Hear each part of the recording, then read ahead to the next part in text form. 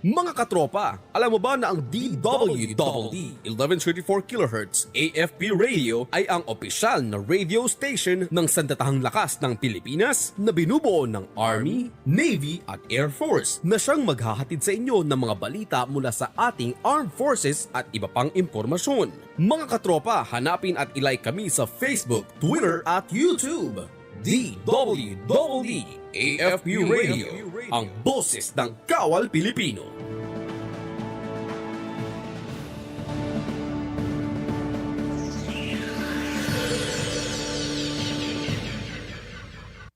Kayo ay nakatutok sa DWDD AFP Radio. Kami po ay kasapi ng KBP, Kapisanan ng mga Broadcaster ng Pilipinas. In this modern age of ever-evolving security threats, an organization stands out in the Philippine Army. Professional soldiers with unwavering commitment, working as a team, performing tasks unheard, unseen, providing accurate, timely, relevant, and predictive intelligence. They are exactly where they are supposed to be, upholding the core purpose of serving the people and securing the land. We are your Army Intelligence Regiment.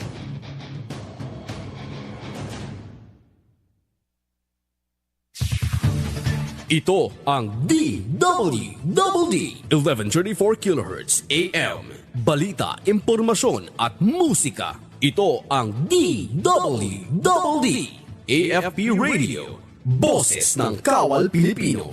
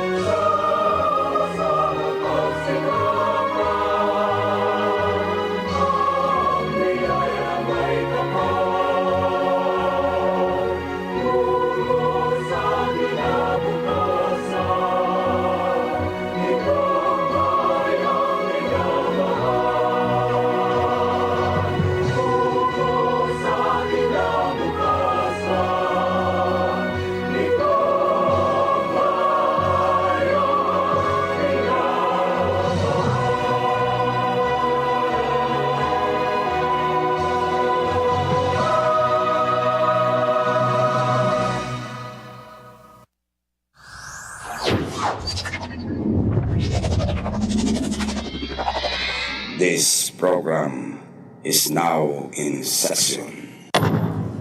Umpisa na ng mga mahalagang pagbabalita, ang mga pangunahing panukalang batas, ang bawat kaganapan sa mababang kapulungan ng Kongreso. Pabantayan at maingat na ipapaliwanag ni Terence Mordeno Grana, Katropa sa Kamara. 3, 2, 1.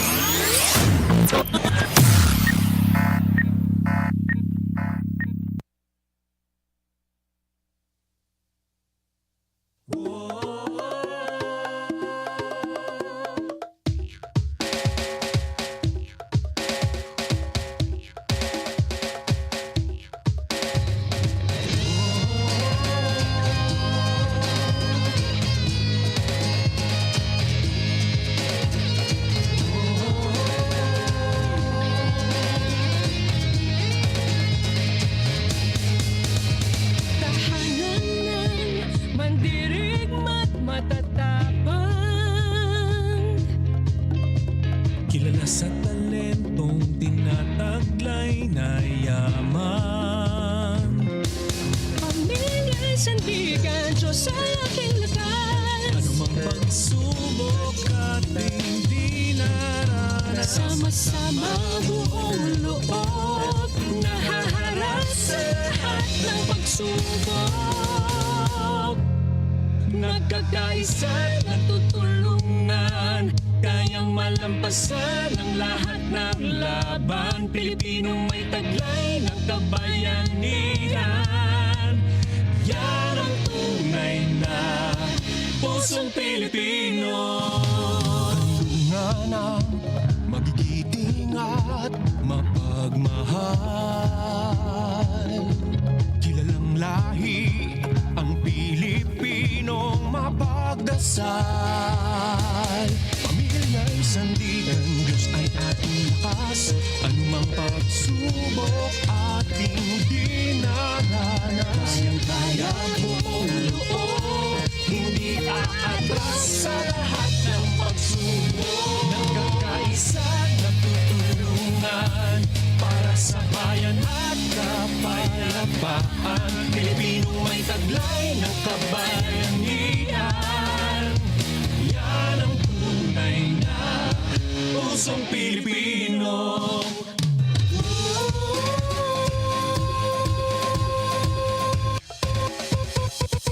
Tatlong bituin at ang araw, dilaw, pula, puti, bughaw. Winawagayway ang bandera, kahit saan po sisinisigaw. Pilipino kami, huwag kami harangin, nood ka na lang. Wala na pipito sa aming hangarin na mapunan na ang paklang. Kulang man sa nakahain, amin yan daragdagan. Kulang man nakikinig sa iyo, lahat ay gagawan natin na paraan. Kasama mo ay ang pamilya, kasama mo din ang batala. Huwag ka nang mabahala, nandito lang kami kapag wala ka ng pag-asa. Kaya natin ang mga problema, dahil ka nakaalam mo na siguro yata.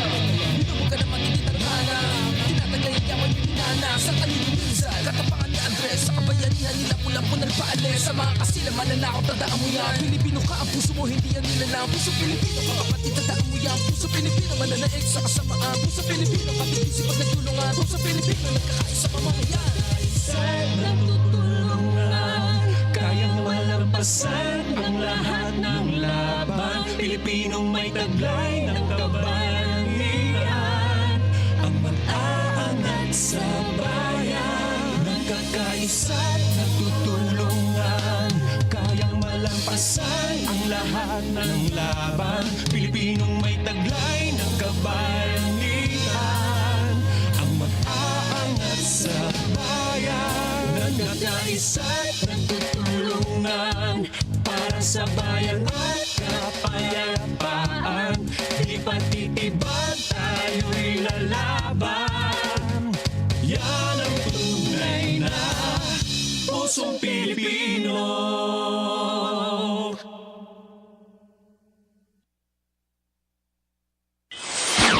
Katropa sa Kamara ni Terence Mordeno Grana.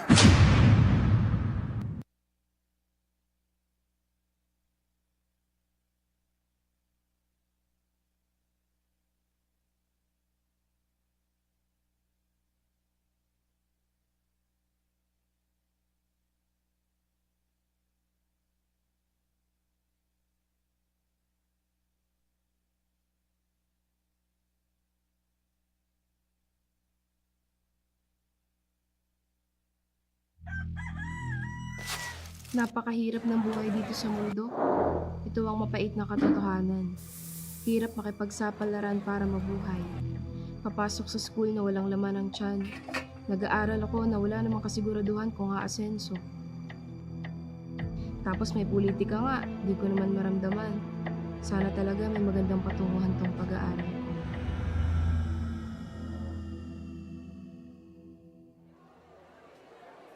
Hey, Bes, anong plano mo pag nakagraduate tayo? Ano ba naman tanong yan, Bes? Alam mo naman ang hirap-hirap ng buhay natin dito sa probinsya. Hindi ko nga alam kung makakagraduate ako eh. Bakit naman? Kaya alam mo naman ang buhay natin dito sa probinsya, isang kahig, isang tuka. Minsan nga wala pang natutuka, hindi naman tayo tulungan ng gobyerno. Eh, bakit iaasa mo sa gobyerno?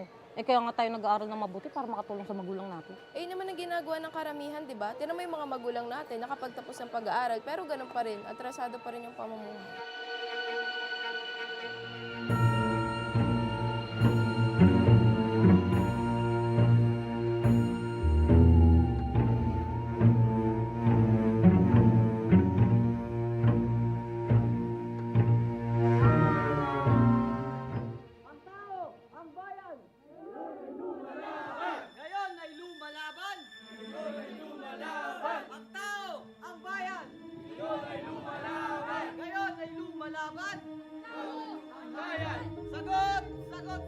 Uy, hindi na ako paligo-ligo sa inyo kanina. Narinig ko kayo manangungot-imig nyo kayo naman. Uusap kayo.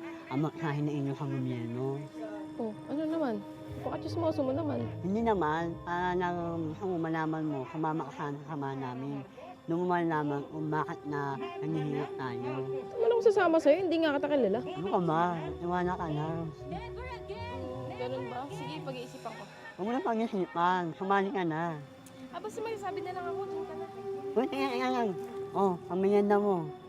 Nasa inyo calling card ko. At saka niya, ano mo ko, umakyakan sa paano ng mundo, sa school na nasa na umaga, ha?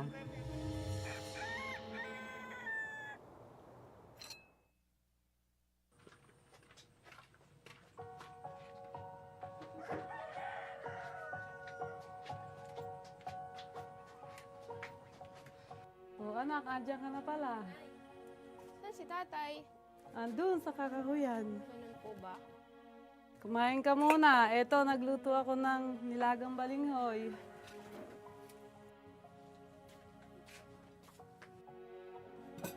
Oh, andyan ka na pala. Tama-tama. Kakain na. Tama, gutom na rin ako. Tay, sabay ka na. Kumusta naman ang pangangahoy? Eto, medyo nakakapagod. Anak, wala ka atang ganang kumain. May problema ba? Wala naman po, tay. Meron ka na ba manliligaw? Ikaw talaga. Ano ka ba naman, tay? Sa itsura ko po bang to? May magkakagusto po ba? Oo naman, mana ka sa akin eh. Kaya nga, nagustuhan ako ng tatay mo eh. Ay, sus! Tama na, dahil. Oh, kain na.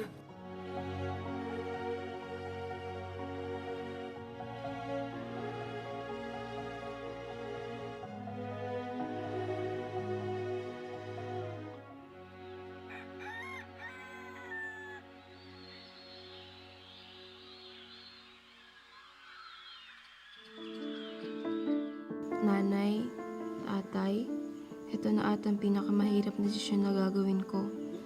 Hindi ko alam kung tama ba o mali, pero sa tingin ko kailangan ko po ito gawin dahil may pangarap ako sa inyo eh. Mabuti na hindi ninyo malaman kung saan ako pupunta dahil para na rin to sa inyong kaligtasan. Sa pagkakataong ito, pagkatiwalaan ninyo muli ako. Mamimiss ko kayo. Alagaan ninyo ang isa't isa. At sa aking pagbalik, ipapangako ko na aalis tayo rito sa lugar na ito. Balang araw, hindi na lang kamote ang ating uulamin. Pinapangako ko sa inyo, Nay, Tay. Mahal na mahal ko kayo. Sana mapatawad ninyo ako.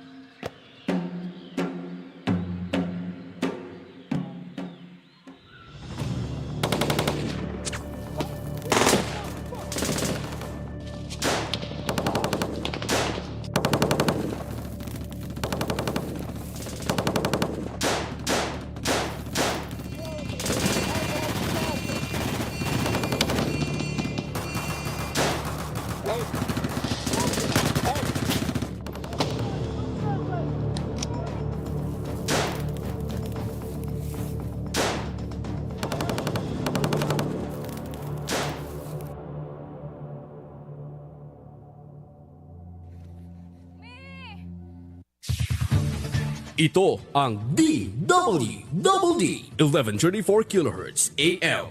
Balita, impormasyon at musika. Ito ang DWDD AFP Radio. Boses ng Kawal Pilipino.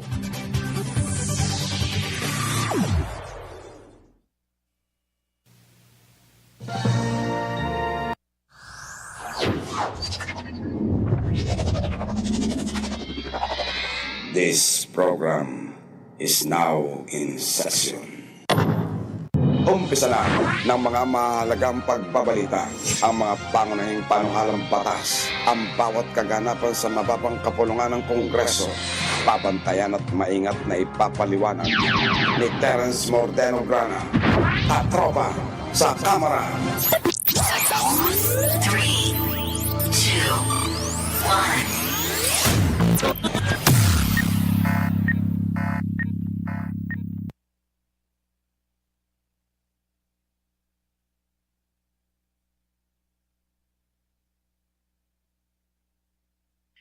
Hello, yes, good morning. Good morning at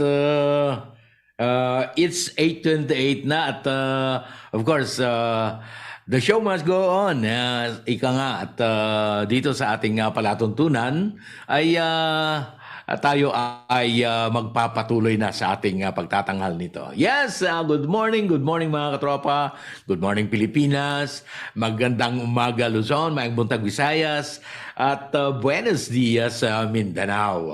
Yes, Sabado na naman po at nandito na naman po tayo sa ating pagtatanghal ng ating palatuntunang katropa sa kamera ni Terence Mordeno Grana. And of course, bago tayo lumaon sa ating palatuntunan ay nais ko munang magpasalamat. I would like to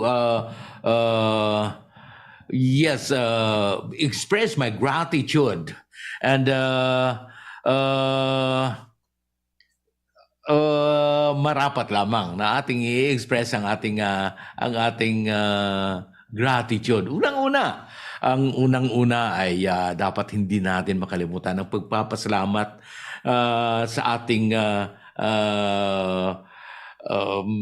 of course sa ating mahal na Panginoon. Siya lamang ang tanging pinakaunang nararapat na ating pasalamatan sapagkat tayo ay punong-puno ng mga biyayang kaloob. Kanina sa paggising natin nung madaling araw ay ayan, umpisa na kaagad. Nagkaroon na tayo ng mga maraming biyayang kaloob na ating tinamasa and of course nafe-feel natin ang presence ng ating Panginoon sa ating mga puso at and then nung tayo ay bumangon na yun talagang yun na nararamdaman natin ang kanyang presensya sa ating mga buhay-buhay.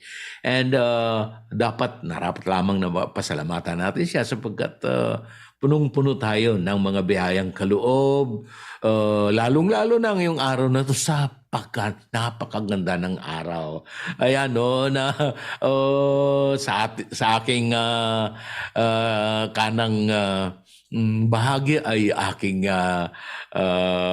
nakikita ang ating haring araw na talagang ayan, nagpapakita at yan ay indikasyon lamang na tayo ay punong-puno ng mga biyayang kaloob galing sa ating Panginoon. So pasalamatan natin siya. Because we're given this opportunity ng ating Panginoon na makapanilbihan sa Kanya, makapagsagawa ng mga atas niya para sa Kanyang kaluwalhatian. So, huwag nating makalimutan yan. Siya ang pinakauna. And of course, susunod nating pasalamatan ang ating ang ating mga opisyal. Opisyal sa ating Armed Forces of the Philippines sapagkat sila ang nagbigay sa atin ng pagkakataon na tayo ay makapagtanghal nitong ating palatuntunan dito sa ating DWDD Armed Forces Radio. So unang-una nating pasalamatan ay ang ating Commander-in-Chief si President Ferdinand Bongbong Marcos Jr. And then ang sumunod ay ang ating National Defense Department Secretary si Attorney Gilbert Teodoro Jr. And of course ang ating Chief of Staff na siyang namumuno sa ating Armed Forces of the Philippines ay si General Romeo S. Browner Jr. At down the line ay ang ating commanding officer ng ating Civil Relations Service na si Brigadier General Ramon P. Zagala. And then of course, ang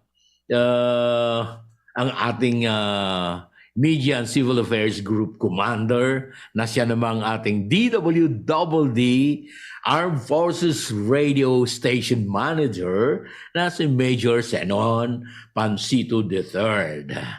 At of course, ang lahat ng mga bumubuo ng ating himpilan sa DWDD Armed Forces Radio and of course sa ating production staff dito sa ating palatuntunang katropa sa Kamara ni Terence Mordeno Grana. Thank you very much for just allowing us to present this program of ours, itong katropa sa Kamara ni Terence Mordeno Grana.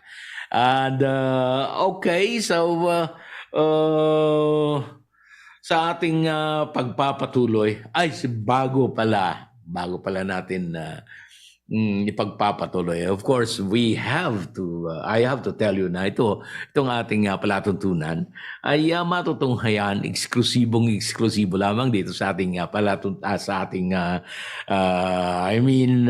dito sa ating himpilang DWDD Armed Forces Radio 1134 sa talapitan ng inyong mga radyo. And of course, tayo ay matutunghayan din sa ating Facebook Live, And then, dito sa ating DWDD is virtual radio and television, And then, sa lahat ng mga, sa Facebook, sa Twitter, sa YouTube, i-search lang ang DWDD Katropa and you will be,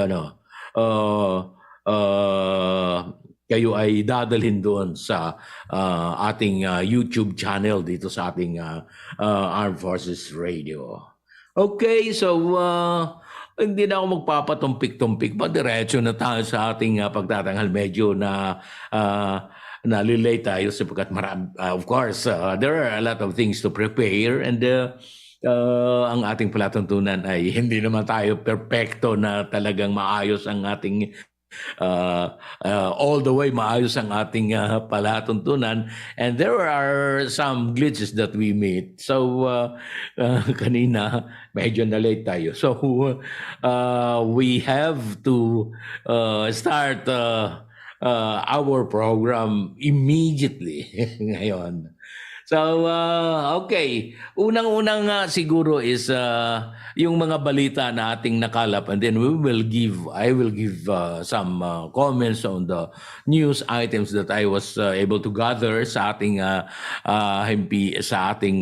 Kamara de Representantes. As we all know, parehas lahat ng mga himpilan ay sila ay nangangalap din ng impormasyon sa ating Kamara de Representantes, and ako naman, I was able to get some information, and as of now, alam natin na ang ating Kamara de Representantes at ang ating Senado, our Congress itself, yung Congress of the Philippines, ay sila ay nasa stage na nagdi-deliberate ng ating budget for the year 2024, dinideliberate na ngayon ay kanilang tinatalakay na ang bicameral conference na tinatawag. Ang ibig sabihin niyan, mga katropa, ang laang pondo ng ating pamahalaan, which is, of course, I have to explain to you na this particular piece of legislation is the most important piece of legislation in a year's time being deliberated sa ating Kongreso ng Pilipinas. Sapagkat ang pagpupondo ng ating bansa ay nakabatay doon sa aprobadong budget, dumadaan ang approval sa ating Kongreso. Of course, it's presented by the Office of the President through the Department of Budget and Management. Sila ay nagsasabit ng National Expenditure Program sa ating Kongreso. So our executive submits the NEP, which is the National Expenditure Program for the year, for the next year. And then nung nag-submit sila last August, ito ay immediately nag-start kaagad ang deliberation ng ating House of Representatives sa budget. And talagang tuloy-tuloy puspusan, sinaliksik talaga ng ating Kamara de Representantes. In the first place, ang ating Kamara de Representantes ang may exclusive jurisdiction to file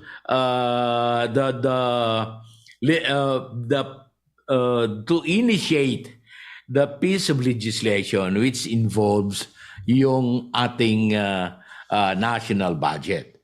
So immediately after our House of Representatives received the National Expenditure Program, ay sila ay talagang nag-start na ng deliberation, and true enough, as promised by the House leadership under the helm of House Speaker Martin Romualdez, ay ang promise niya na the earliest possible time ay maipasa sa Kamara de Representantes ang budget 2024. And true enough, they were able to pass it. And after approval on second and third reading of the bill, ay talagang ipinasa na kaagad sa Senado for the deliberation. And now, ngayong as we speak, ay tapos na ng Senado ang kanilang deliberation. That is why sinabi ko kanina na nag-start na nga ang bicameral conference. Ano ang ibig sabihin nitong bicameral conference, mga katropa? Ito ay pagpupulong ng mga miyembro ng Kamara de Representantes who deliberated on the budget for 2024, at especially yung mga members ng Committee on Appropriations. Yung mga chairman, of course, the chairman, the vice chairman, pero not all the members of the House of Representatives represent doon sa bicameral conference. Ganon din sa Senado. They have also this committee, which is called the Committee on Finance, and the chairman of the committee, and then the members of the committee were also nominated to become the members of the bicameral Senate panel. So ngayon, kasalukuyan, in fact, it was Thursday. Yeah, today is Saturday. Thursday ay sila ay Wednesday or Thursday. Nagkaroon ng meeting, ng pagpupulong to stress out the conflicting provisions of the bill. Sapagkat alam niyo na, hindi naman lahat ng inaprubahan ng Kamara de Representantes, lahat ng mga probisyon doon sa, anong tawag dito, doon sa proposal ay aaprubahan na ng Senado. Of course, they also have their own minds and they also have their own interpretation of the results of the hearings that they conducted.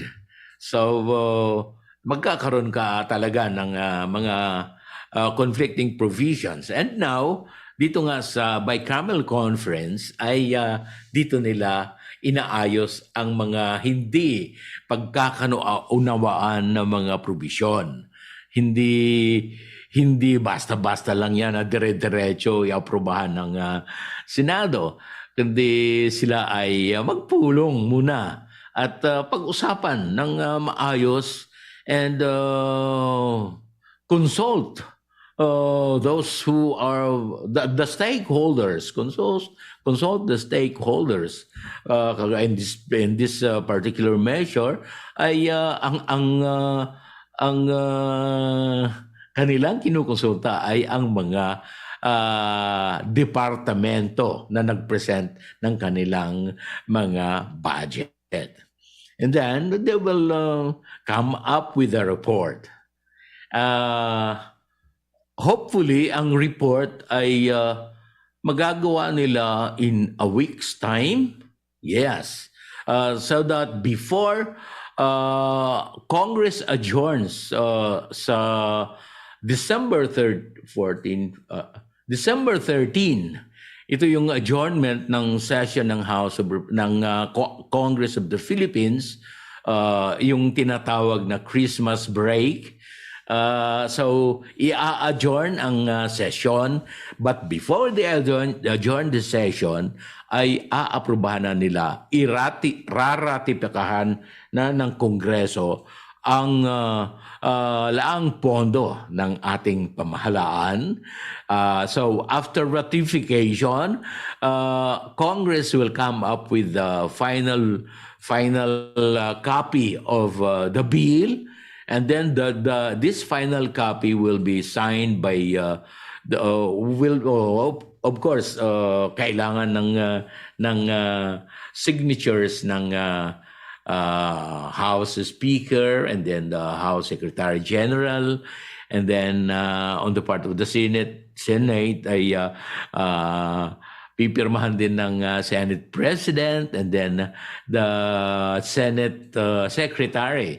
And then after they have signed already the document, the bill itself, ay kanila na itong ipapasa doon sa Malacanang sa Office of the President for presidential action.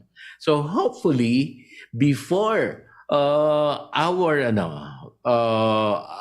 this year ends, 2023, bago matapos ang 2023, ay tapos na rin ang batas. Magiging batas na ang pagpupondo ng ating pamahalaang national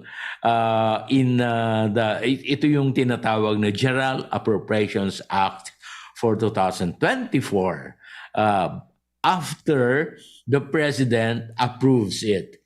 And yun nga ang kanilang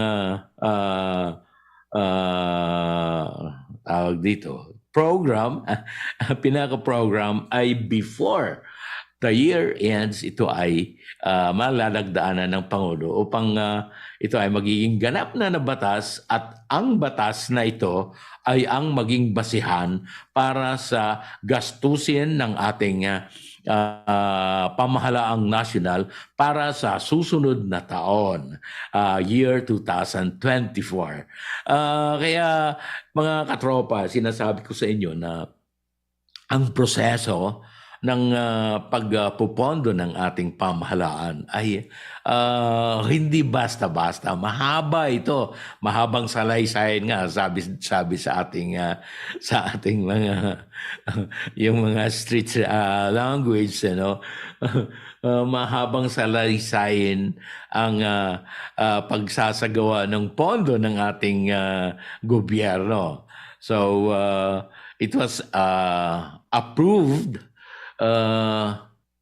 by the House and then approved by the Senate, and then at present ang present status, legislative status of the budget for 2024 is in the bicameral conference. Nasa bicameral conference ang ating national budget for 2024, and kasalukuyan inaayos pa nila ang ilang mga probisyon sa panukalang budget. So ganyan ang proseso, mga katropa. You can just imagine it was submitted. The National Expenditure Program was submitted by was submitted by the Office of the President through the Budget Management Department. Sinubmit sa Kongreso noong August, middle of August, I suppose, or first week of August. And then, immediately, nag-start na kaagad ng deliberation ang ating Kamara de Representantes. How did they start? They started it with, of course, with the presence of all the heads of the departments, briefing our legislators on their proposals, budget proposals for each and every office of their departments. So ganun kabusisi, mga katropa. Walang gagastusin para sa 2024 na basta-basta na lang gagastusin ng ating mga departamento kung hindi ito aaprubahan ng ating Kamara. Bago aprubahan ito, ay talagang dadaan muna sa pagsusuri, matinding pagsusuri ng ating pamahalaan, ng ating Kongreso ng Pilipinas. So that's how our budget for the next year is being processed. So yung sinasabi natin na parang wala lang ginagawa, actually maraming ginagawa sila. In fact, nung I still could remember, pumupunta ako sa Kamara, araw-araw, halos there were days na inaabot sila ng alas 12 ng gabi, basta lamang matapos yung particular provision ng isang departamento. Kasi lahat, yun nga, yung bawat item, bawat item sa provision ng budget ay talagang sinusuri ng maayos. So, ando doon lumalabas yung mga katanungan kung papaano nila isasagawa ang paggagastos ng pera para sa pondo, para sa that particular office. So, yan, mga katropa.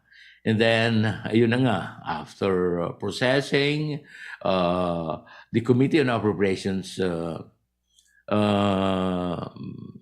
came out with a report that was the basis for the deliberation doon sa plenaryo. Sapagkat, yun nga, unang-una, hinihimay-himay nila doon sa Committee on Appropriations. Bawat departamento ay magpe-present ng kanilang budget, and then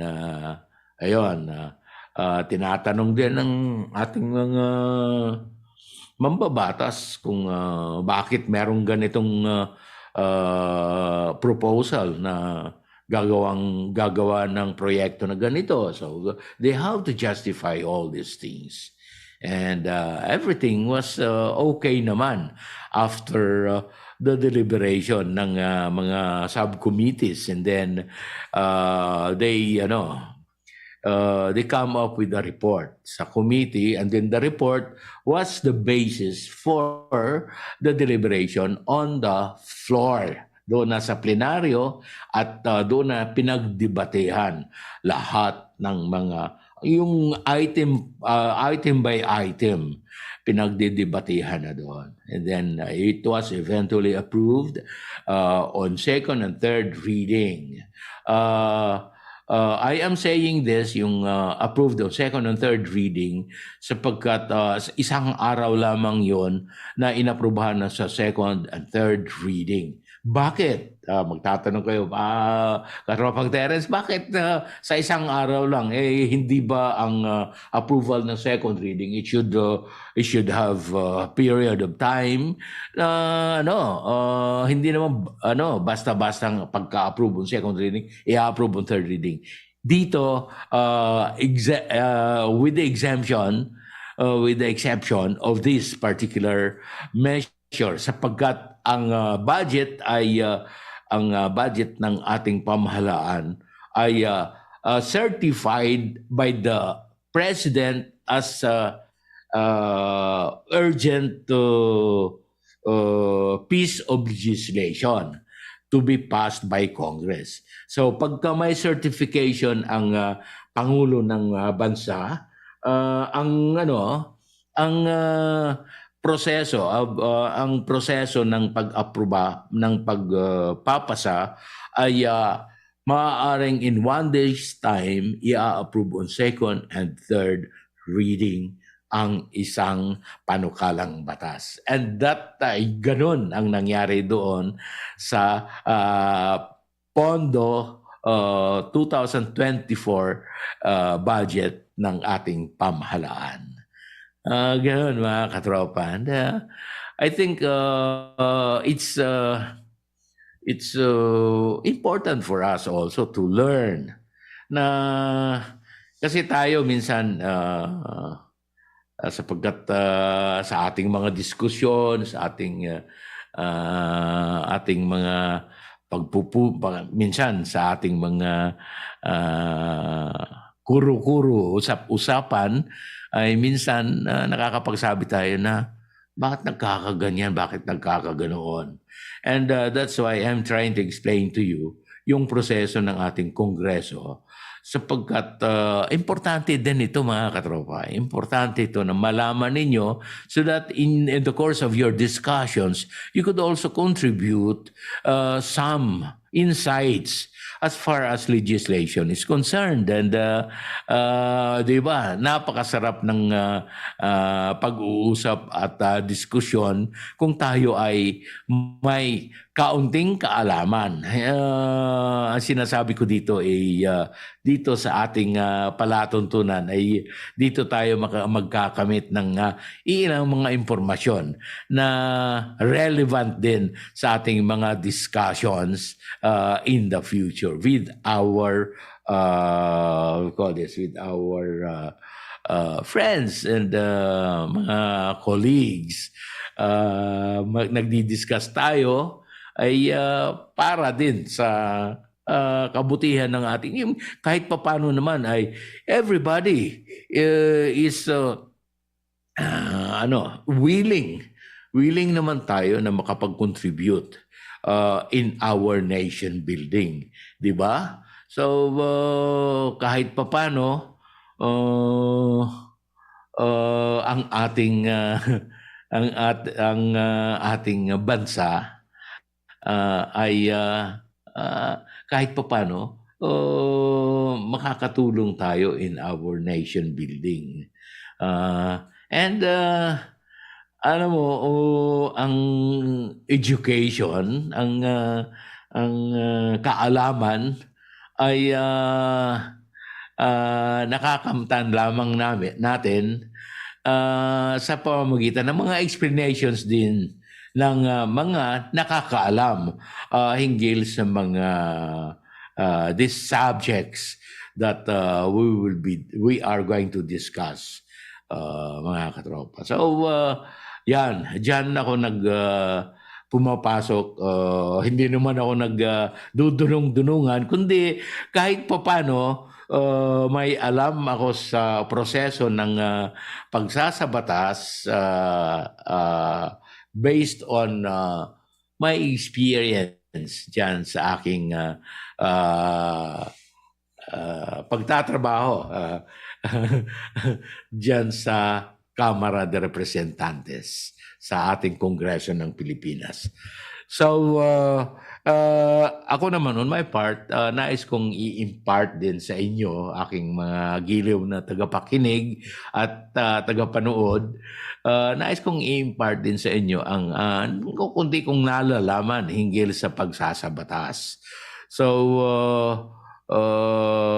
kahit papano, ang kaalaman na yan ay nasa sistema at dugo ko na yan, kung kaya't nais kong i-impart din ang kaalamang ito sa inyo upang kahit papano kayo ay in the course of your discussions with your friends and colleagues, you can also contribute as far as this subject is concerned, yung pagsasabatas.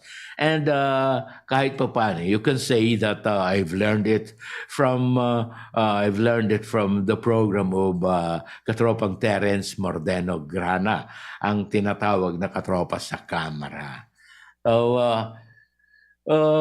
kahit pa paano meron tayong nakukuha dito at nakakamtang mga lessons.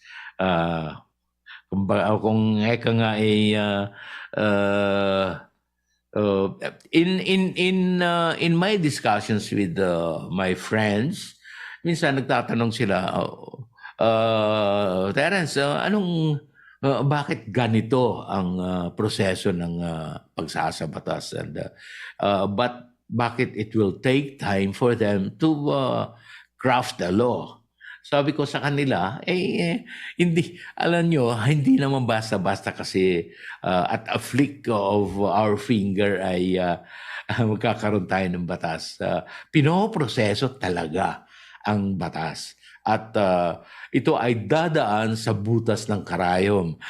Hindi ito magiging batas kung hindi ito dadaan sa mga deliberasyon, sa mga diskusyon na relevant doon sa proposal, di ba? And as we can see, meron tayong pinatutupad ng mga pulisiya base doon sa mga batas na pinatutupad na batas base doon sa mga batas na nanggaling sa ating Kongreso ng Pilipinas at kanilang pinoproseso noong mga nakaraang mga araw. So with that, mga katropa, tayo ay babalik muna sa ating himpilan para sa ilang mga paalaala at pagpapakilala. Don't go away. Engineer Ronald Angeles and myself will be right back. Alamin ang mga mainit na balita mula sa ating Armed Forces.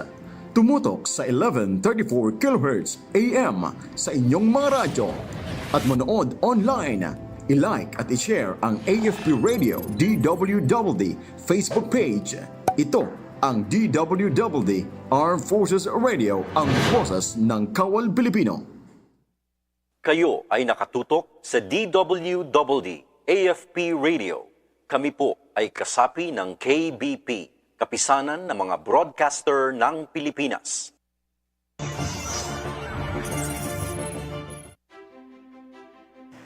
A good day to all of you. This is Romeo S. Browner Jr., the Chief of Staff of the Armed Forces of the Philippines. Christmas is just around the corner, and we have been looking forward to these holiday festivities since the start of the bear months. As we celebrate this time of the year, join me in supporting a worthy cause organized by our fellow Cavaliers, the Philippine Military Alumni Association Incorporated, or PMAAAI. With that said, the organization will be mounting a special Christmas concert series entitled Yule Stars on November 30, December 1 and 2 at the Samsung Circuit Performing Arts Theater in Makati City. This musical spectacle shall feature OPM stars Joey Generoso, Angeline Quinto, Christian Bautista, Rosel Nava, Ogie Alcacid, Nina, and the one and only Jose Marichan. This project aims to generate resources for the PMAAAI to fulfill their mission in helping the less fortunate members of the organization, including their dependents in the areas of death benefits, hospitalization, and educational assistance. Because for us in the armed forces, giving, sharing, loving, and forgiving are the true meaning of this season.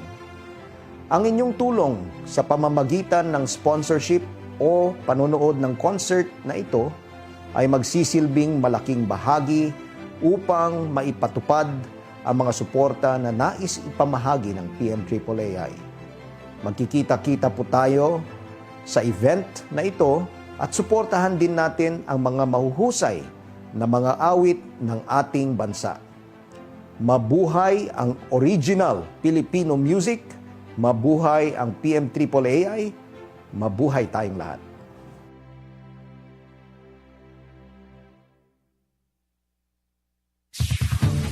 Ito ang DWDD 1134 kHz AM. Balita, impormasyon at musika. Ito ang DWDD AFP Radio. Boses ng Kawal Pilipino.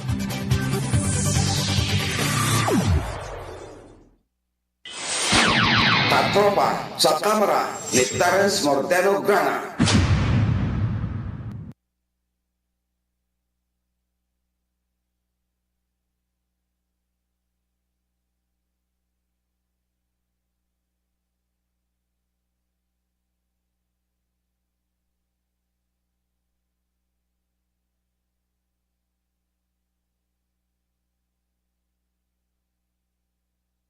Sorry.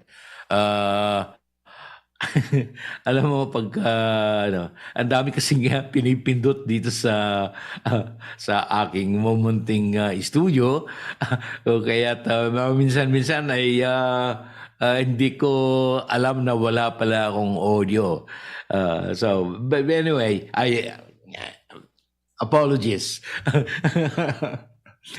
Anyway, as I was saying kanina, sa ating pagbabalik kayo po ay nanonood at nakikinig sa ating palatuntunang katropa sa kamera ni Terence Mordeno Grana. At this juncture, mga katropa, I'll give you an update dito sa mga kaganapan sa ating Kongreso ng Pilipinas, partikular na nga dito sa ating Kamara de Representantes. And there is this, paniniwala ng isang mambabatas na yung iginawad na amnesty program ng ating Pangulong Ferdinand Bongbong Marcos Jr. sa mga dating rebelde ay makakatulong at ito ay isang magandang hakbang para sa kapayapaan ng ating bansa. So dito nga naniniwala si Agusan del Norte Representative Dale Corbera na malaking hakbang tungo sa paggamit ng pangmatagalang kapayapaan ang ginawad ng amnesty program ni Pangulong Ferdinand Bongbong Marcos Jr. para sa mga dating rebelde sa bansa. So sinabi ni Corbera, alam nyo, ito si Representative Corbera, dating gobernador ng lalawigan ng Agusan del Norte. So sabi niya, nasaksihan niya ang pagsuko ng communist rebels ilabas ni dating Pangulong Rodrigo Duterte ang Executive Order number 70 na nagpatupad ng whole of nation approach sa paglaban sa insurgency. Ayon sa kanya, mas marami pa nga sana ang nais magbalik loob sa lipunan batay sa kanyang napag-alaman. Ngunit sabi niya, napangunahan ng takot na makulong dahil sa nakabinbin nilang mga kaso sa korte. So, ngayon, naglabas si Pangulong Marcos ng Executive Order number 47. So, at ito ay mahihikayatan niya ang mga rebelde na bumaba at magsimula na ng bagong buhay kasama ang kanilang mga pamilya. So sa pamamagitan din na ito ng pag-avail sa Enhanced Comprehensive Local Integration Program ng pamahalaan sa mga dating rebelde. So in this executive order ay he expects, Congressman Corvera expects na mahikayat ang mga rebelde na bumaba at magsimula na naman ng panibagong buhay kasama ang kanilang mga pamilya. So with this also, ito na ang pag-avail ng sa pamamagitan nito, mag-avail sila sa Enhanced Comprehensive Local Integration Program ng pamahalaan para sa kanila, no, para sa mga dating rebelde. So dito giniit ni Congressman Corvera na ipinakita ng pamahalaan ang sinseridad sa pagnanais ng kapayapaan at pagtulong sa mga rebel returnees na makaahon sa buhay at tuluyang matugunan ang mga balakid sa kaunlaran. Dahil pa sa kanya, ang issuance ng executive order ni Pangulong Marcos ay pagsasakatuparan sa pangako niya sa kanyang ikalawang State of the Nation address last year, this past July, sa kanyang ikalawang State of the Nation address o SONA dito nga sa ating Kongreso. So dito makakaasa tayo sa tuluyan at buong pagpapatupad nitong Executive Order number 47 ni Pangulong Bongbong Marcos ay dito natin matutunghayan and really Congressman Corvera is really hopeful na itong pagpapatupad ng Executive Order number 47 ay ito na yung magiging umpisa ng kapayapaan sa ating bansa sapagkat mabibigyan na nga ng pagkakataon ng ating mga kapatid na naligaw ng landas, bibigyan sila ng amnestia and bumaba na sila at magsimula na ng kanilang panibagong buhay na kasama ang kanilang mga pamilya.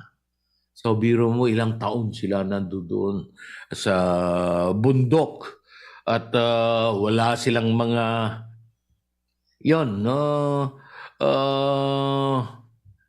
marami silang mga pangangailangan na dahil kailangan nila ay gumagawa na lamang sila ng mga hindi mabuting asal, magkamit lamang ng mga pangangailangan nila doon sa kabundukan. And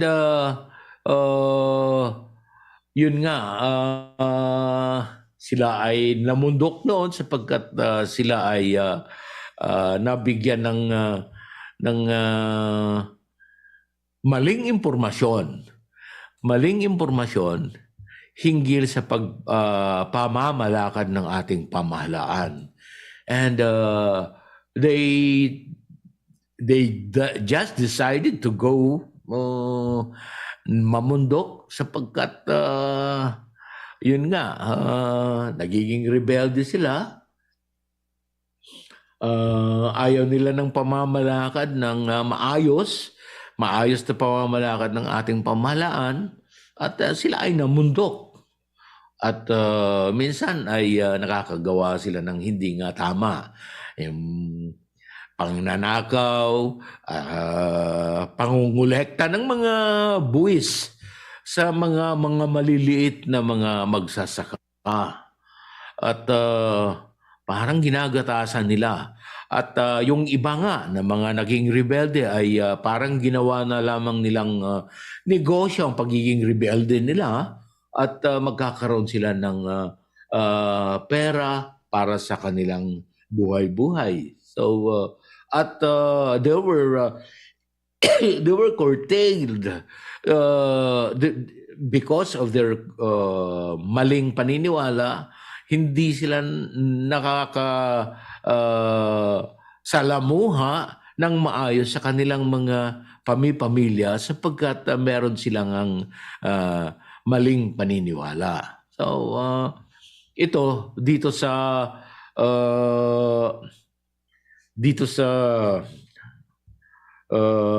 panibagong programa ng ating pamahalaan sa pamamagitan ng executive order na inilabas ng Office of the President, sila ay hopefully mahihikayat na bumaba at magsimula ng mga kanilang bagong buhay kasama ang kanilang mga pamilya. And ito nga sa pamamagitan dito sa pag-avail sa Enhanced Comprehensive Local Integration Program ng pamahalaan. And hopefully, ito na yung magiging umpisangan ng kapayapaan sa ating bansa. So, we are still hopeful, mga katropa. Noon nga, nagpatupad ng Executive Order number 70 ang dating Pangulong Rodrigo Duterte. Ngunit may mga restrictions. Pinatupad nga yun. Whole of the nation approach ang ginawa. Whole of the nation approach. Ngunit ang ating mga kapatid na mga namundok ay natakot maglabasan at natakot sapagkat natatakot silang magbalik loob sa lipunan. Sapagkat yun nga, base sa napag-alaman ni Congressman Corvera ay napangunahan sila ng takot. Kasi may mga kaso sila, di ba? May mga kaso sila na nakabinbin sa korte.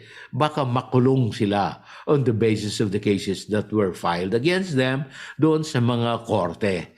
So, yun. There were restrictions, in fact, a lot of restrictions, kung kaya't hindi masyadong naging successful yung Executive Order number 70 ni Pangulong Rodrigo Duterte. And now, ito nga, hopefully, with this Executive Order na ipatutupad ng ating pamahalaan under the administration of President Ferdinand Bongbong Marcos Jr. ay iba ang approach dito upang mahikayat ang ating mga kapatid na mga rebelde na bumaba and be integrated with the society. Makakapag-avail sila sa Enhanced Comprehensive Local Integration Program. Dito mga katropa, we will just hope and pray na ito ay makatutulong sa ating kapayapaan. Okay,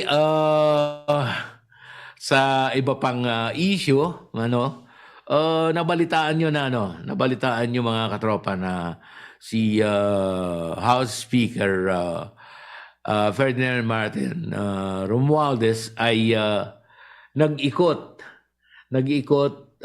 upang to see for himself yung mga presyo sa mga pamilihan, ano, especially sa mga sa mga markets, ano. So nag-ikot nga si Speaker Romualdez in fact nung Lunes doon sa farmers market sa Cubao dito sa Quezon City para tiyakin na pasok sa suggested retail price ang mga pagkaing pang Noche Buena. Malapit ng Kapaskuhan. So sana yun ang ninanais niya na matyak na ang retail price ng ating mga pagkaing pang Noche Buena ay pasok sa suggested retail price, kagaya ng bigas, sibuyas, mga gulay at iba pang mga pangunahing bilihin. Sa pag-iikot ni Speaker Romualdez ay kasama niya si Deputy Majority Leader for Communications at ACT-CIS Party List Representative Erwin Tulfo. So, pinasisiguro ni Speaker Romualdez sa mga supplier na magkaroon ng sapat na delivery ng mga kalakal sa retailer at maliliit na tindahan hanggang sa pagtatapos ng holiday season upang matyak na sapat ang kanilang pamaskong panindang pagkain. Sinabi na naman ni Tulfo na para sa interes ng taong bayan ang pagtiyak na mayroong sapat na supply ng Christmas products. Sa ilalim anya ng liderato ni Speaker Romualdez, sinabi ni Tulfo na regular na magsasagawa ng price check ang Kamara de Representantes. So, nagbabala si Speaker Romualdez laban sa pagkagahaman ng mga trader na sinasamantala ang supply ng presyo at ang supply at presyo excuse me kasundo na rin ang tagumpay ng Kamara de Representantes. Of course, tagumpay ng Kamara na ilantad ang mga nasa likod ng manipulasyon ng mga presyo ng sibuyas. So just lately, nailantad nga yung mga hoarders, mga manipulators of price ng mga sibuyas at bigas, di ba? So, ayun. They are now being prosecuted. Itong ang mga manipulators. Alam natin yan na in the past few weeks ay ayun, nandoon na sila. Kaya on the part of the Speaker and Deputy Majority Leader for Communications, ACT-CIS Party List Representative Erwin Tulfo, they are hoping na as far as our markets are concerned, mga markets ng commodities ay nagpapatupad sila ng maayos na presyo ng mga bilihin. So, sinabi nga nila na sila ay magsasagawa ng regular na pag-check ng mga presyo ng mga bilihin. But of course, we have to be apprehensive about the prices of prime commodities ngayong Kapaskuhan. Alam nyo, ang ating ilan sa ating mga negosyante ay merong mga pag-iisip na nais nilang kumita ng malaki at yan ay hindi tama naman, di ba? So dito sa ating kongreso sa liderato ni Martin Romualdez ay dito makikita natin na talagang nais talaga ng liderato ng Kamara na matulungan din ng ating mga mamamayan as far as the prices of prime commodities are concerned.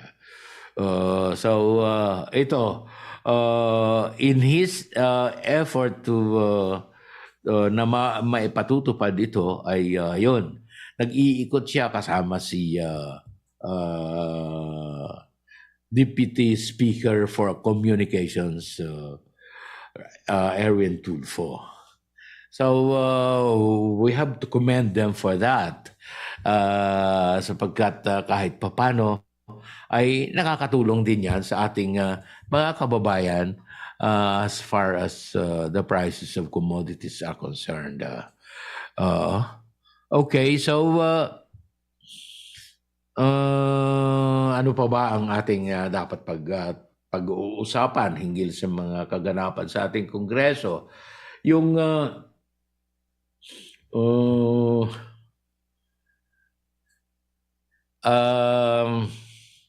of course, Rangat,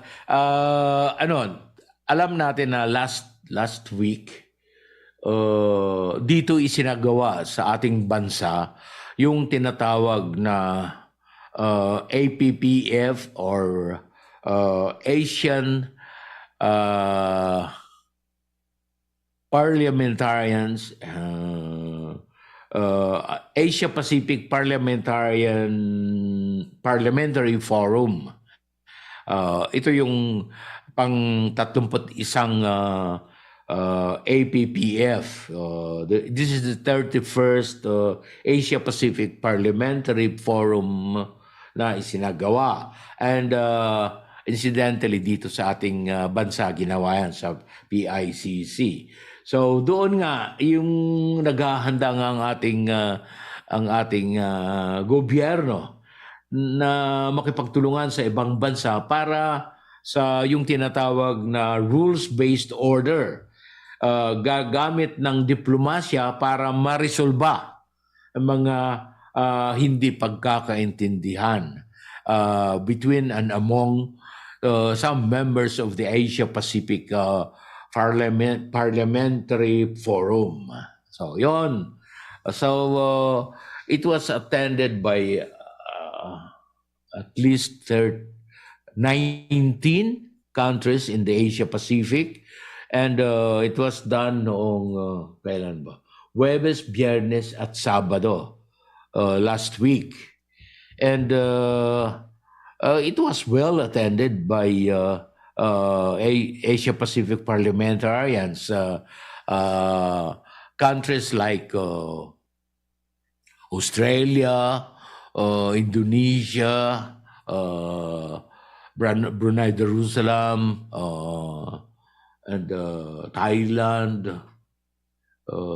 Singapore, basta dito sa Asia Pacific nag-attend sila. Yun nga para ma-firm up nila yung kanilang mga kasunduan sapagkat of course minsan may mga alingas-ngas na hindi pagkakaunawaan between countries. So, yun nga, nais nilang ma-resolve ito. Yung tinatawag nilang rules-based order. And incidentally, nag-participate din dito ang bansang China. Okay, in this, muling iginiit ni Speaker Romualdez ang kahandaan ng Pilipinas na makipagtulungan sa mga regional at global partners nito para sa isang rules-based, ang ibig sabihin, yung meron silang napagkakasunduan ng mga batayan, ano? Rules-based order at maituloy ang pag-uusap sa mga hindi pagkakaintindihan. So ginawa ito ni Speaker Romualdez itong kanyang pahayag sa pagsimula ng 31st Asia Pacific Parliamentary Forum o APPF, kung saan ang Pilipinas ang nag-host. Doon nga sa Philippine International Convention Center, PICC, doon sa may Pasay. So, tayo ang host kasi ang bansang Pilipinas.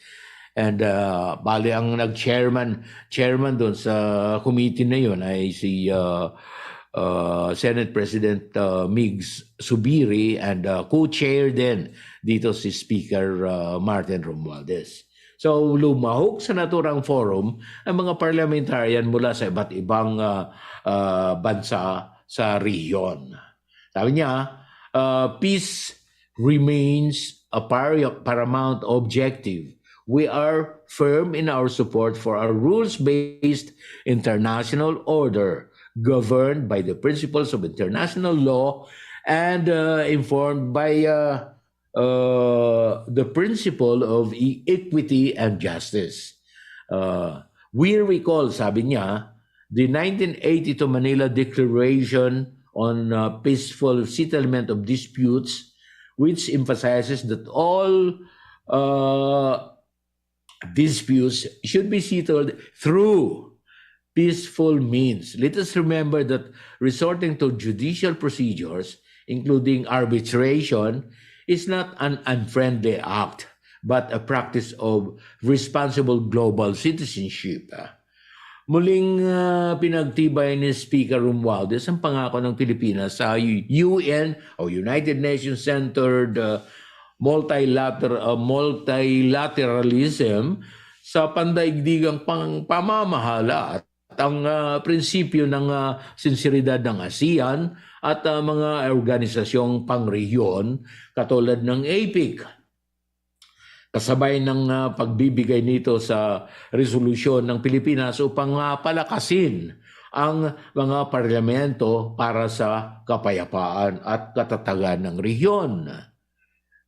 So sabi niya, as we navigate the complex waters of international relations, we stress the importance of enhancing maritime security and adherence to the United Nations Convention on the Law of the Sea or UNCLOS. So kasabay nito ay hiniling din ni Speaker Romualdez sa mga kasabing bansa sa APPF na magkatuwang natugunan ang transnational crimes kasama ang trafficking in persons, lalo na ang mga kabataan at kababaihan. Excuse me.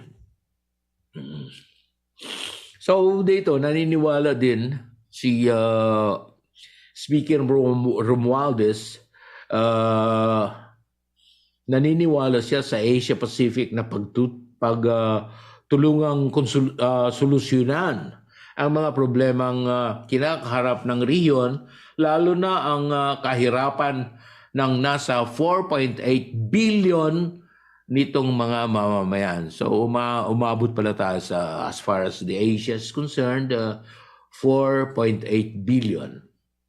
Binanggit din ni Romualdez ang kahalagahan ng pagkakaisa para sa pagtaguyod ng isang matatag at sustainable na Asia-Pacific region.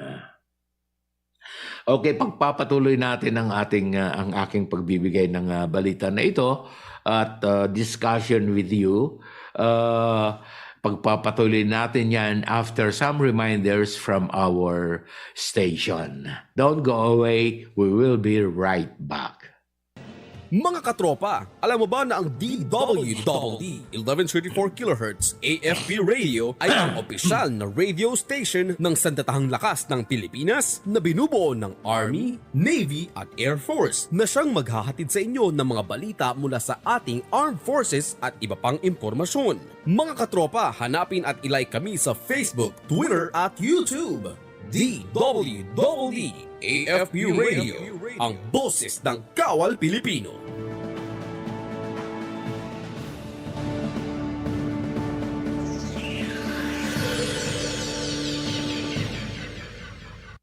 Kayo ay nakatutok sa DWDD AFP Radio. Kami po ay kasapi ng KBP, Kapisanan ng mga Broadcaster ng Pilipinas.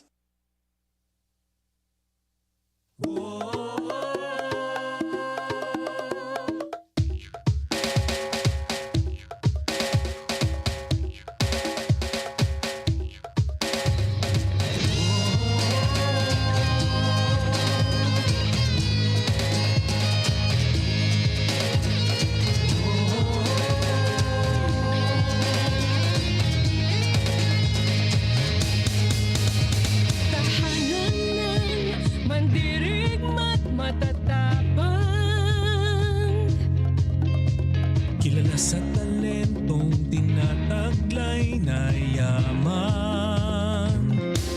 Pamilya'y sandigan, Diyos ay aking lakas. Anumang pagsubok at hindi naranasan. Sama-sama buong loob, nahaharap sa lahat ng pagsubok. Nagkakaisa, nagtutulungan, kayang malampasan ang lahat ng laban. Pilipinong may taglay ng kabayanihan. Yan ang tunay na pusong Pilipino. Handungan ang magigiting at mapagmahal. Kilalang lahi ang Pilipinong mapagdasal. Pamilya'y sandigan, Diyos ay ating lakas. Anumang pagsubok ating dinaranas. Kayang-kaya buong loob, hindi aatras sa lahat ng pagsubok. Nagkakaisa, nagtutulungan para sa bayan at kapayapaan. Pilipinong may taglay ng kabayanihan. Yan ang tunay na pusong Pilipino.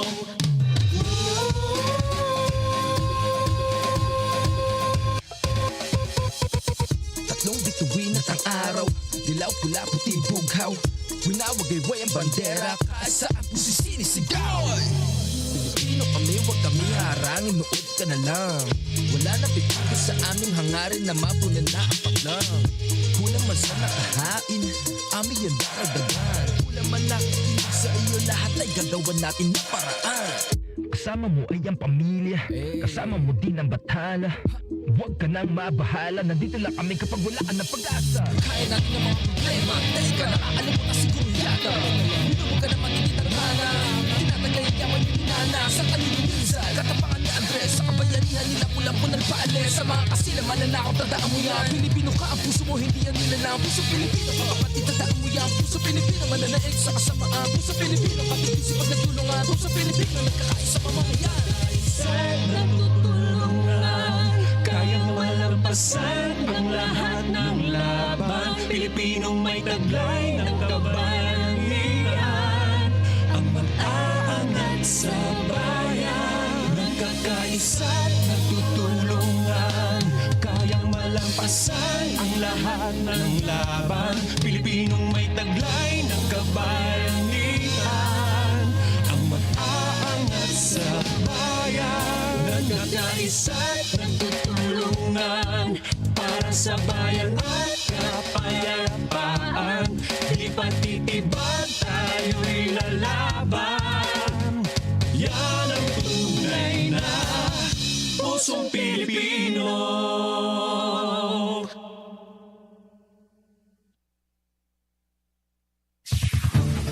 Ito ang DWDD 1134 kHz AM. Balita, impormasyon at musika. Ito ang DWDD AFP Radio. Boses ng Kawal Pilipino.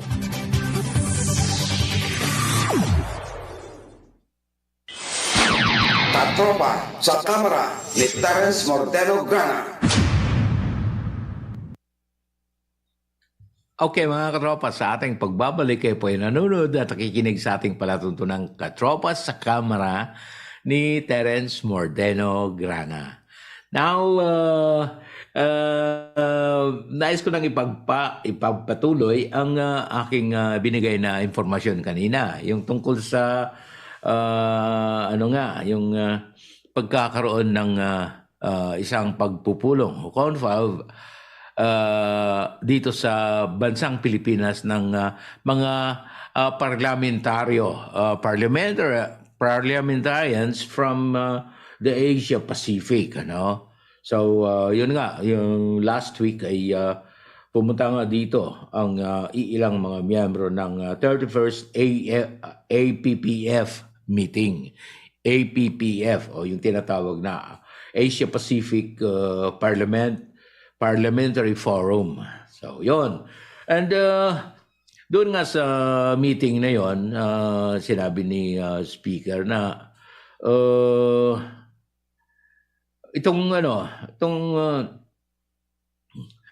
binanggit nga ni speaker ang kahalagahan ng pagkakaisa para sa pagtaguyod ng isang matagal at sustainable na Asia Pacific region. So sabi niya, this 31st APPF meeting is an opportunity to take stock of the gains achieved in the past years, to look ahead on how to sustain the relevance of Asia-Pacific relations in the post-pandemic era, and to foster deeper social cohesion and resilient global and regional economies. Para naman makamit ang kapayapaan at seguridad sa riyon, iginit ni Speaker Romualdez ang pangangailangan ng matagumpay na resolbahin ang mga hindi pagkakaintindihan at pag-ibayuhin ang seguridad at kapakanan ng mga tao. As such, sabi niya, reducing poverty and addressing development gaps such as in health and education and working to mitigate climate change are crucial to regional peace and stability. As of 2021, 1.02 billion people among APPF countries were left out of the social protection system.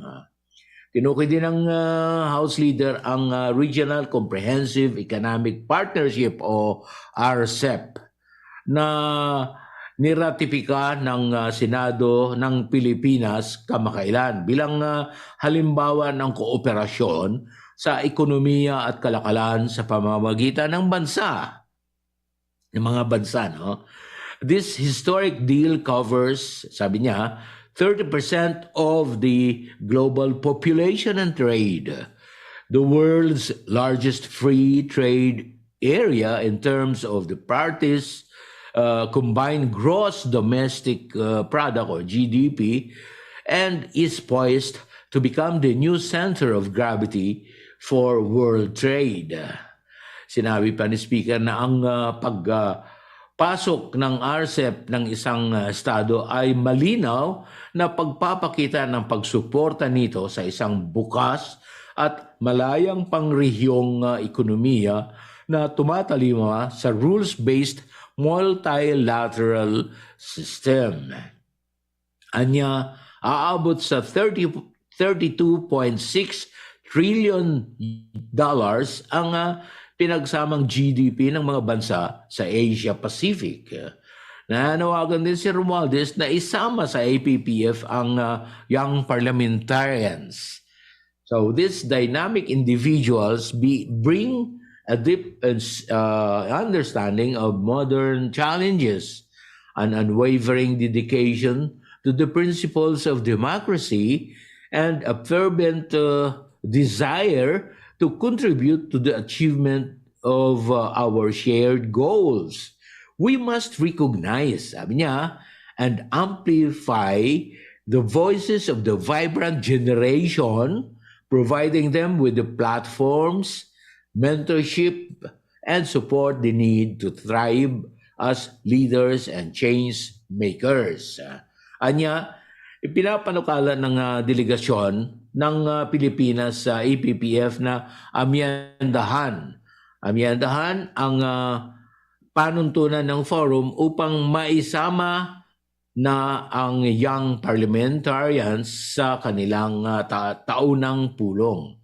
So ito yung proposal niya na yung mga young parliamentarians ay isama sa forum next year. Hiniling din ni Speaker Romualdez sa mga miyembro ng PPF na suportahan ang Pilipinas para maging non-parliamentary member ng United Nations Security Council sa mga taong 2027-2028. Sinabi pa ng leader ng Kamara na handa na ang Pilipinas para balikatin ang responsibilidad ng naturang posisyon dala ng maigting na pagnanais nito na maitaguyod ang kapayapaan at paglaban sa terorismo. Our nation, sabi niya, our nation's steadfast dedication mirrors the rich and enduring tradition of Philippine democracy, and we are eager to harness this tradition to make meaningful contributions to the cause of global peace. Sa kanyang pagsalubong sa mga kasamahang mambabatas at rehiyon ay hinikayat ni Speaker Romualdez ang mga ito na saksihan at damhin ang mainit na pagtanggap at pakikipagkaibigan ng mga Pilipino. Sabi niya, the eagerness of the Filipino people to ensure your comfort and well-being will undoubtedly create an atmosphere of inclusivity and warmth, fostering meaningful connections and dialogue among us all. Inaasahan ang pagkakaroon ng courtesy call kay Speaker Romualdez ng mga kalahok sa forum gaya ng parliamentarians mula sa Vietnam, Canada, Russia, Cambodia, Japan, Malaysia at Chile. So ito yung mga bansa, mga katropa na kasama nga doon sa IPPF. So you can just imagine parliamentarians from Vietnam, from Canada, from Russia, Cambodia, Japan, Malaysia, Chile, Indonesia, Australia. Ito yung mga countries na nag-participate doon sa IPPF. And yung participants, they are not just ordinary participants, but they are parliamentarians from their countries. So, yan, mga katrabaho. Okay, so we still have time at ituloy-tuloy na natin ito until magtatapos tayo 10 minutes before tapusin natin ang ating palatuntunan sapagkat ako I am really committed na dapat 10 minutes before I end my program ay bibigyan ko ng pagkakataon ang susunod na magpo-programa para makapaghanda ng kanilang mga materyales para sa kanilang pag-broadcast. Anyway, we still have time. 5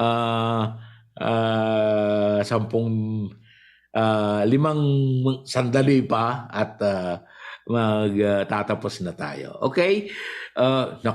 Meron siyang si speaker, meron siyang naging pahayag dito. Sabi niya ba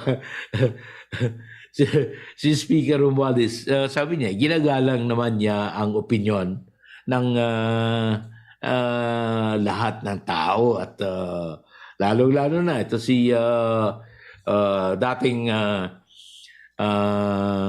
dating mambabatas si Ginoong Harry Roque, isang batikang abogado at sabi nga ni Speaker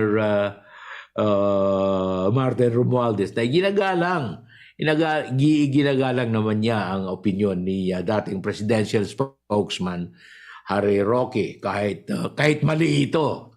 Sabi niya, ito ang sagot ni Speaker Romualdez kaugnay ng aligasyon ni Roque na siya ang nasa likod ng anti-Duterte issues. Parang tahasan kasing sinabi. Anyway, partikular ang resolusyon sa Kamara na nananawagan sa gobyerno na makipagtulungan sa isinasagawang investigasyon ng International Criminal Court o ICC sa madugong war on drugs campaign ng nakaraang administrasyon. So, tinutukoy dito yung administrasyon nga ni dating Pangulong Duterte. No? So, sabi niya, we respect his thoughts and opinion, but they are not accurate. So I'll just put it at that, and there is nothing to it. So, sabi ni Romualdez, no? Pinagtanggol naman ni Senate President Juan Miguel Zubiri si Romualdez na kasama nitong humarap sa media. Sabi ni Zubiri, let me speak for the speaker. He is a very nice guy. The speaker is focused on his work. He told me earlier, let's not talk about politics. Migs, don't worry about that. I don't let it bother me. I just focus on my work. So we appreciate that the Speaker of the House of Representatives. So nagsagawa ng paunang investigasyon ng House Committee on Justice at Committee on Human Rights sa resolusyon na nananawagan sa pakikipagtulungan sa investigasyon ng ICC o International Criminal Court. Wala pang naging desisyon ang mga committee kung pagtitibayin ito. Magpapatawag naman ito ng mga resource person para mas malinawan ang detalye ng issue. So, as we speak ngayon ay they are making a study on this sapagkat yun nga, there was a statement na magkikipagtulungan ng ating pamahalaan sa International Criminal Court concerning the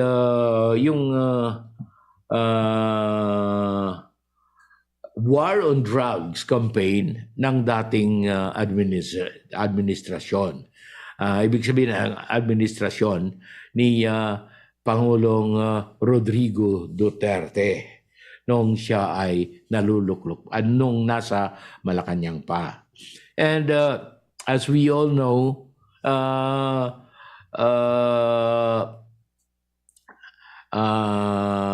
kumalas ang bansang Pilipinas sa pamamagitan ni Pangulong Duterte, kumalas sa International Criminal Court. Sapagkat itong ICC has been very much interested in investigating the war on drugs campaign of former President Duterte. And meron nga ngayong mga resolution, although there was no express statements from the office of the president, but there are moves and initiatives from the House of Representatives sa pamamagitan ng mga resolusyon na inihain ng ating mga mambabatas na ang bansang Pilipinas ay makikipagtulungan muli sa International Criminal Court na maimbestigahan ang mga pangyayari sa di umano madugong war on drugs campaign ng nakaraang administrasyon. So with that, mga katropa, I think we will end now our discussions and we will end now our program. At of course, mauubos ng ating oras and again, nais naming magpasalamat at mamamaalam sa inyo muli pansamantala. Maraming salamat po sa inyong lahat at kami po ay inyong pinahintulutang pumasok sa inyong mga tahanan sa pamamagitan ng ating palatuntunang katropa sa kamara ni Terence, Mordeno, Grana. Daghang salamat usab sa atong mga kaigalang mga Bisaya nga naminaw kanato karong taknaa. Ito ang inyong lingkod. Kini ang inyong kabus nga sulugoon, Terence Mordeno Grana, sa ngalan din ng lahat ng mga bumubuo ng production staff ng ating palatuntunan, sa ngalan ni Engineer Ronald Angeles na nasa ating technical side, ako po ay nagsasabing pagpalain sana tayong lahat ng ating Panginoong may kapal. God bless us all at purihin ang ating Panginoon. Good morning. Ito ang DWDD 1134 kHz AM. Balita, impormasyon at musika. Ito ang DWDD AFP Radio. Boses ng Kawal Pilipino. Kayo ay nakatutok sa DWDD AFP Radio. Kami po ay kasapi ng